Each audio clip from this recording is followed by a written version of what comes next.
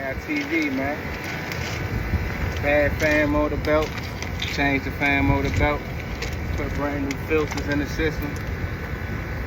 That's not good. Service, entire service for the system. Got everything back up and running, checking our pressures to make sure our pressures are good. R22 system, 6-ton package unit.